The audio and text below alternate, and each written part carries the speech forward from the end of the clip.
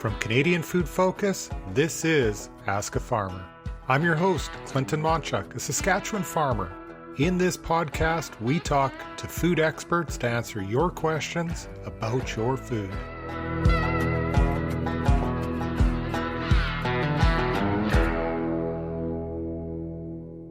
Welcome to the podcast, everyone. Today we're going to be talking a little bit more about some of the research that goes into new technologies when it comes to farming. Now, we live in an age that really has a ton of new technology, and it really is ever changing. But there's a lot of new technology when it comes to food production as well. Olds College in Olds, Alberta specializes in testing new technologies that can be implemented on Canadian farms and ranches. Their new Smart Farm works with companies to develop solutions for tomorrow's problems, while also educating students with hands-on learning. David Fullerton, who's the Director of Applied Research at Olds College, is going to highlight some of these research things that are going on there. Do you want to just give us a little bit of a background of yourself, kind of how you got into this position, just so a lot of our listeners can understand a little bit more about you? Thanks. Yeah, so I've always been interested in agriculture ever since I was, I suppose, a teenager.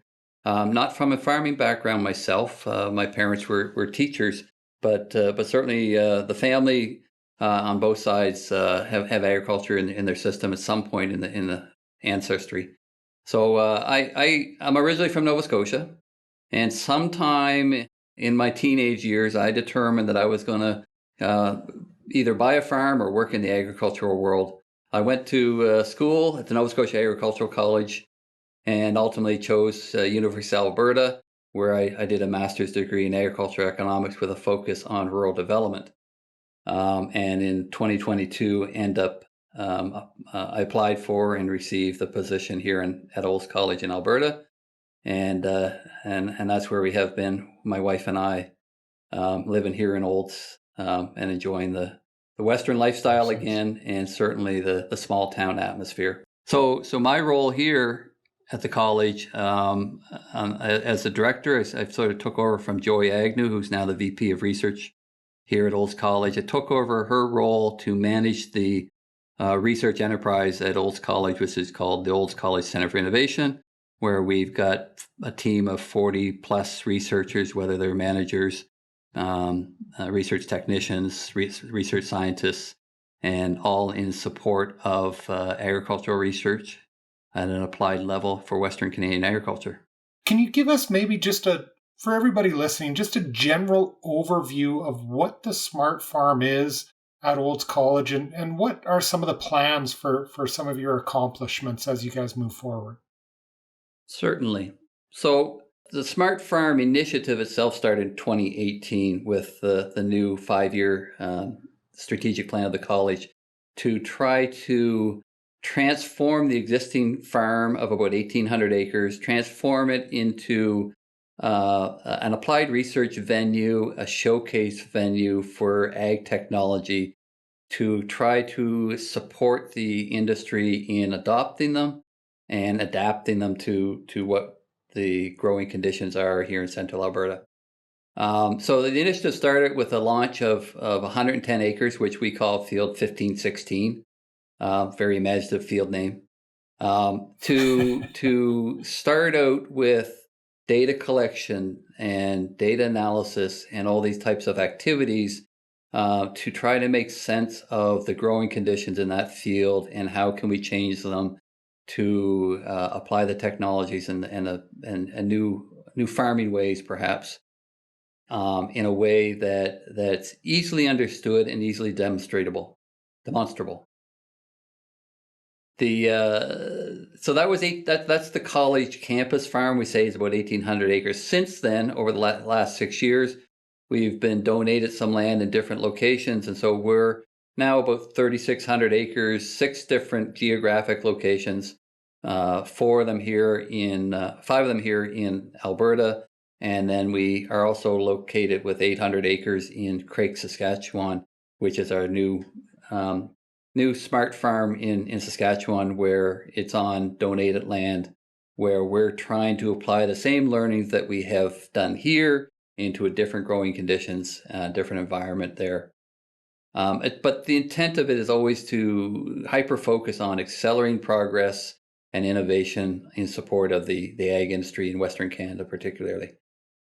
The ultimate purpose is why it's called Smart Farm is because we're using digital technologies and trying to identify the best technologies that are appropriate for our growing conditions and how they apply to both crop and livestock production. Trying to ultimately examine the technologies and see how does it support the farm operation, what are the constraints, what are the issues, helping validate technologies and looking at how can they improve the efficiency, which ultimately how do they improve the profitability of agriculture. The distinct part of the Smart Farm itself is it's a demonstration location. We're open to the public. We have tours all the time. We have the Ag Smart event in July of this year, late July. And it's open as a lab for the student education here at the college. So it's using the technologies for education, for demonstration, and applied research. It's the lab. The whole Smart Farm is the lab for the college, both for applied research and for education. You have a lot of these different, say, research facilities that are kind of out scattered throughout Canada and other countries as well. But it's awesome to hear that you have a component where you're kind of trying to get the community involved as well and make sure that they understand what's going on. One of the things that I saw when I was looking through the videos is how you have that integration between livestock and crops. So you're really trying to use both of them. And maybe you can elaborate just a little bit on that, just how, you're trying to, at least on the one in Olds, trying to kind of mimic a mixed farm that would be out in Alberta, right? Certainly. So I'll speak to the distinction around all the various research facilities that are in Canada. And the challenge of agriculture, as you would know as a farmer, is everything is different depending on where you live and why you need to have research conducted in the area where you're actually operating. Here at Olds College, we've been lucky in the last number of years to have the rains at the right time. 10 miles east of us, it was bone dry last summer and crops failed. And so that's why the public needs to understand how research happens for agriculture, because everything is distinctly different depending on where you are, and you cannot apply everything from one location to the other, which is also why now having the Craig property is going to be really interesting for us, because we're working and we've got many years of research on technologies and practice. How do we apply that in very different growing conditions? The integration between crops and livestock is an interesting perspective. We still have purely grain fields, and we still have pastures, and never do they cross over. So it's not fully integrated. One of the activities I would like to see is how do we integrate livestock onto grain crops? Can we manage to find out how to grow a cover crop on our grain fields and move the cattle out there so that they're grazing and they're depositing their manure and all these things, so that we're actually benefiting from that. But at this stage, they are two separate operations per se, but as part of the whole applied research activities and thinking about climate resiliency and everything, I would suspect in the future we're going to start trying to become more integrated. So one of the things that I saw on the website is there were kind of 5 areas that the college focuses on, and maybe it'd be just to highlight those 5 areas so everybody can understand kind of what some of the focus is with Olds and the Smart Farm. Certainly. So the 5 areas that we're working within is crop production, whether that's the large scale production on fields, which kind of makes us distinct is we actually are conducting research at field scale, but we also, our crops research team is doing the traditional small plot research. That's number one. We have the livestock production, group, which again has that 1,000 head and 1,000 head capacity in the feedlot and 100 cow calf and the sheep. We also have a purebred Angus herd as well that we're developing in partnership with the student club.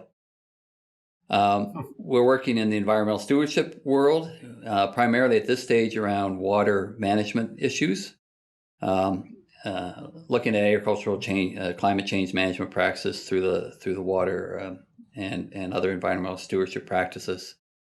And then we're moving into partnering with a couple of renewable energy companies on agrivoltaics, trying to examine the potential to grow crops and create solar energy at the same time.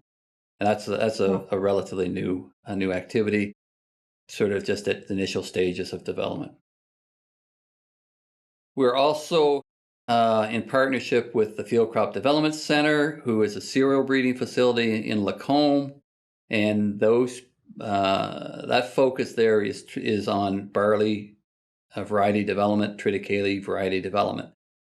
So it's a nice collaboration between our two entities. Yeah.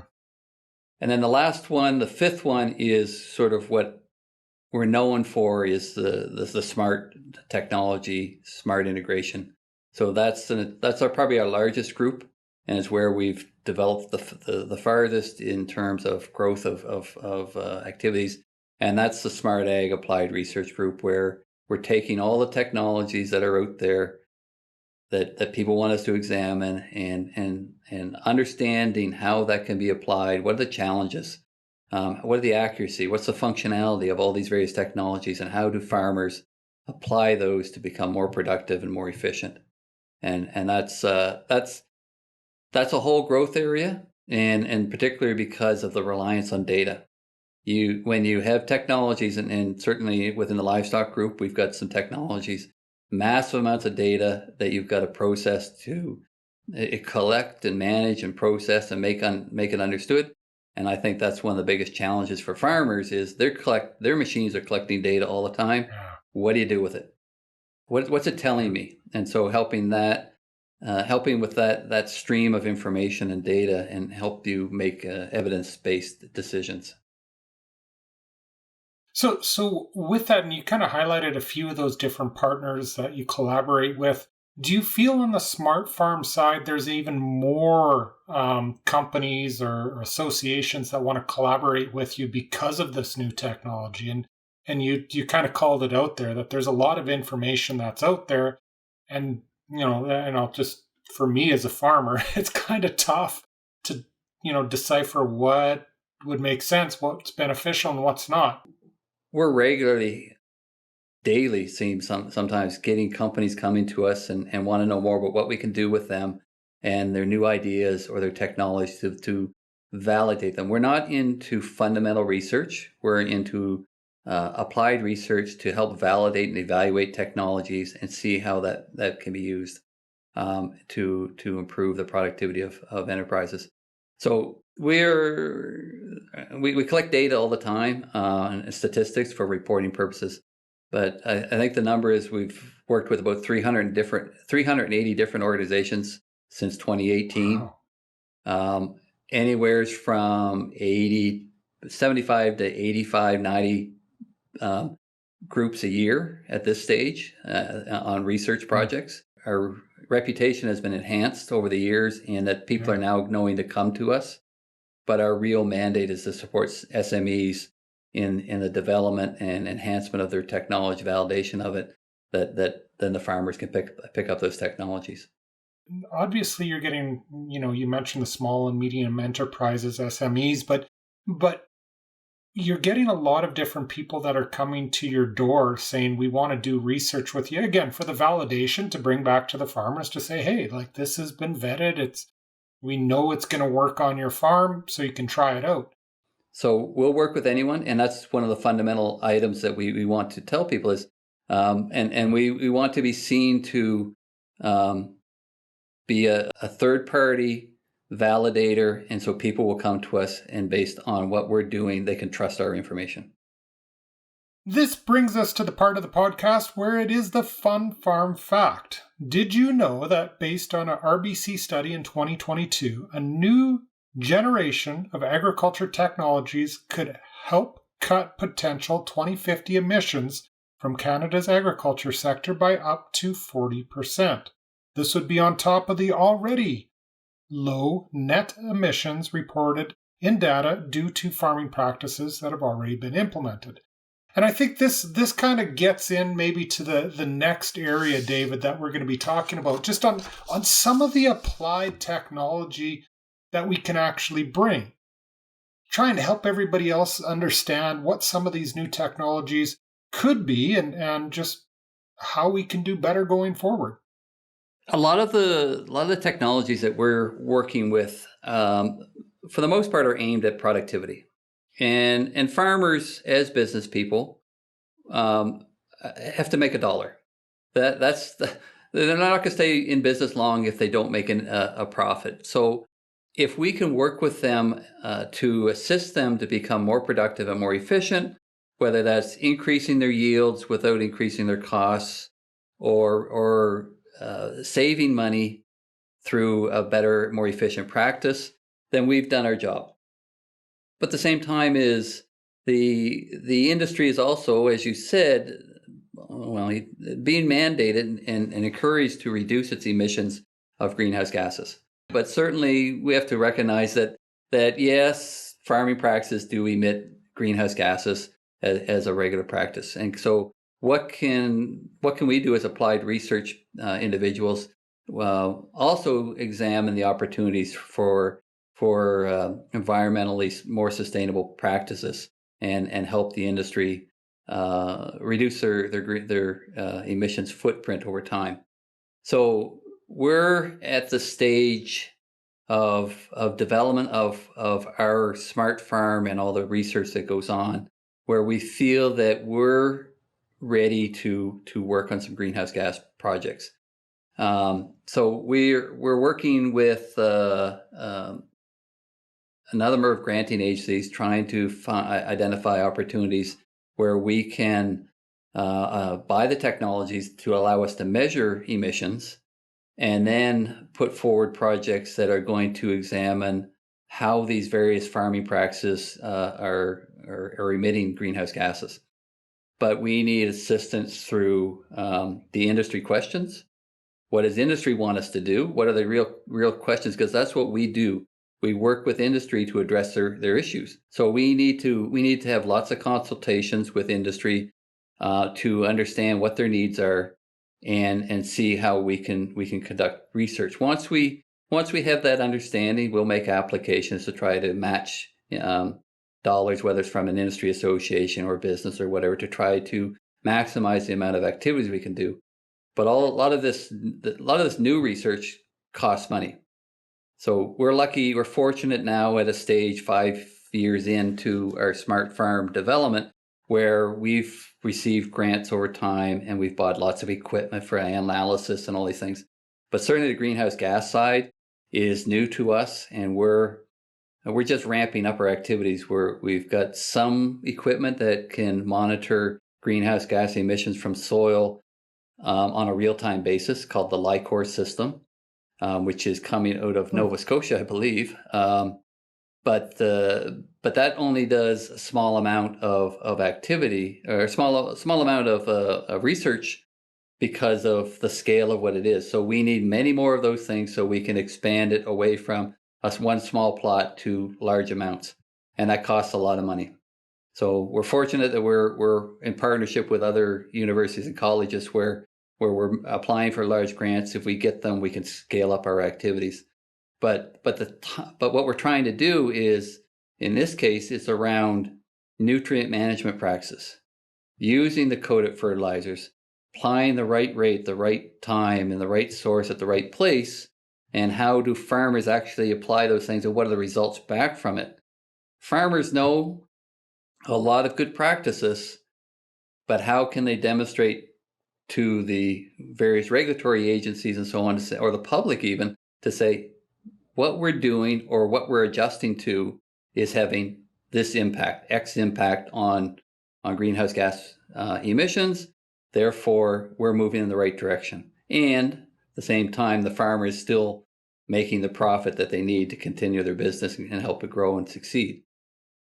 As a farmer, as economists, we're recognizing that farmers cannot afford to adopt a practice if it's not going to help them survive as a business. Just because everybody says you need to do this, if the farm's going to go to business, well, there goes a business and there goes the food that we need. So we have to figure out what works from an environmental perspective and balance that with the economics. That sometimes gets missed in that general discussion that, if you want a sustainable kind of long-term beneficial food system, that, the environment obviously is a key point, because if you don't take care of that, then you're not going to grow the crops. You got to make sure you're growing something that society actually wants, but you also have to make sure that there's level of profit in there, because like you said, if you can't make money, then you're not going to be able to do that. One of the things that kind of lines up with that is you've had the ability now for the last 5 years to try some of these new technologies and these advancements.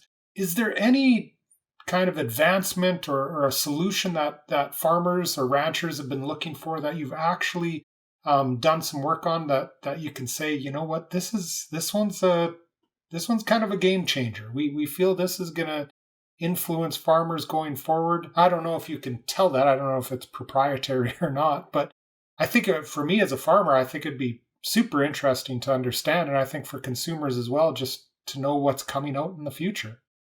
So a lot of the work we do, some of it is proprietary, and we're like every other institution where we'll do non-disclosure agreements and all these things to protect what that company, and then perhaps the company that's got a technology is not ready for that information out there. But we also pride ourselves on the ability to let people know what we're working on and help share the information, the knowledge dissemination side of all the activities that we're doing.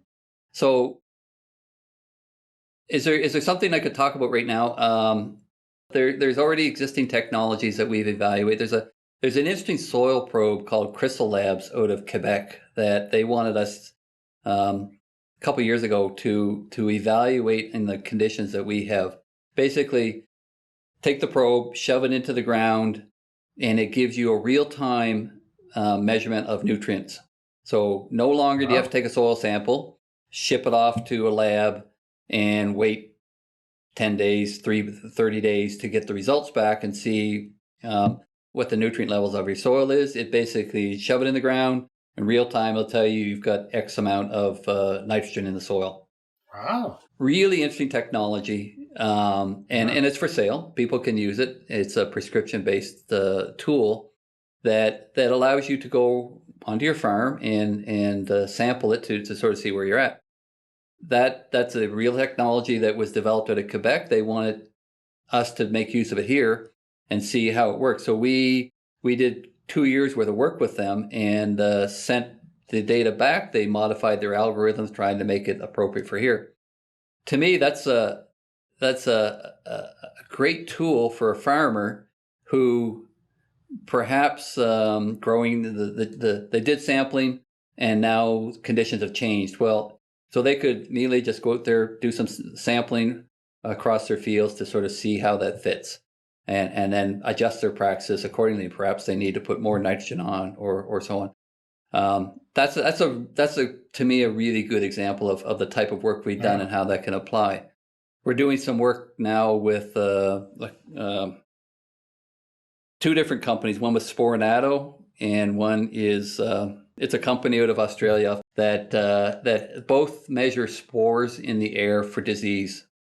We always say once you've got disease present on your plant, it's too late. You've missed the time to spray a fungicide or whatever.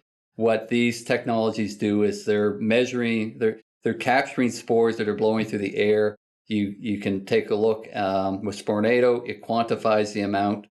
You have to send the sample off, but it comes back right away, and it says, okay, you've got X amount, and then so you know when you should spray or if you should spray or not.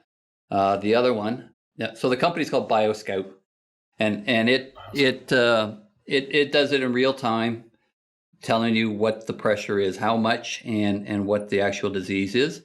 So it allows you to make an informed decision around should I spray or not. And a business decision is also ultimately to say, do I put this $50,000 fungicide on my field or do I not? Am I going to make 50,000 or more back, or am I better off allowed to have a little bit of disease and not have to incur that cost? So we're evaluating those kind of technologies to see how they work here. It comes from Australia. Does it work in Western Canadian conditions?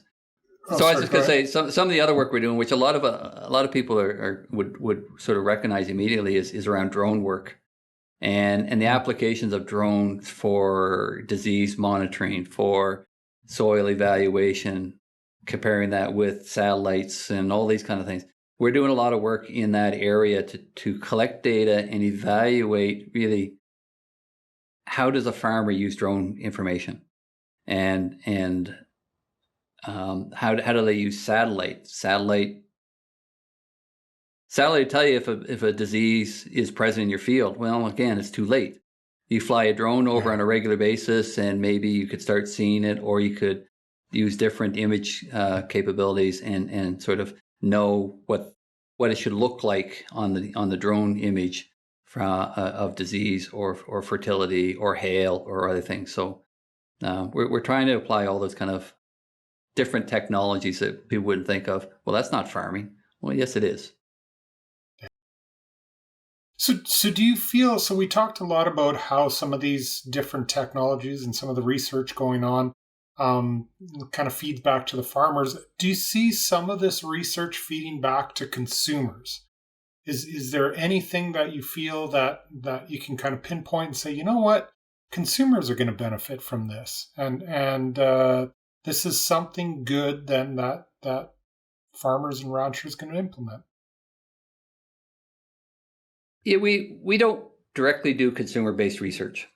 Our focus is to assist the producer themselves, but ultimately the consumer wants cheap food, cheap product, and so the result is farmers need to consider, how do I become more efficient so I can still maintain a good lifestyle for my family and make a profit for my business, and provide the resulting food products or industrial products back to the consumer.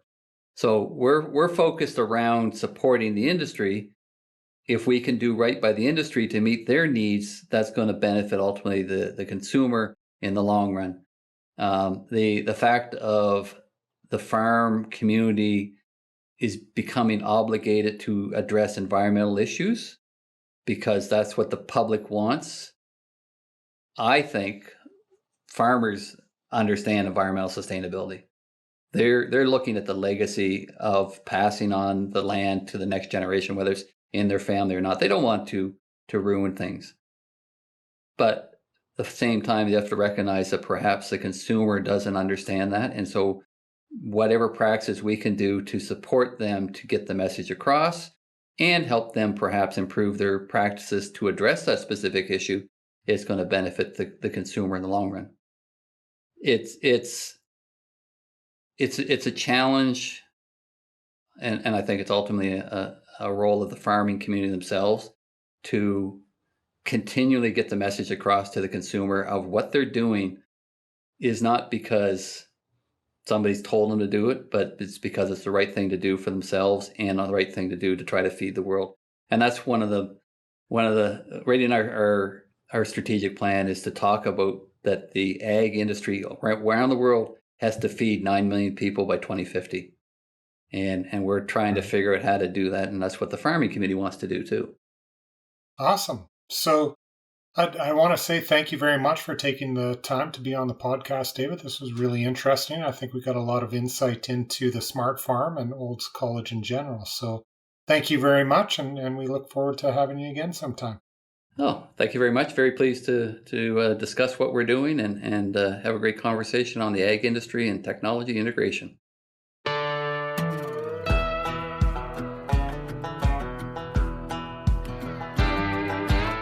I want to thank you for taking the time to listen to our Ask a Farmer podcast.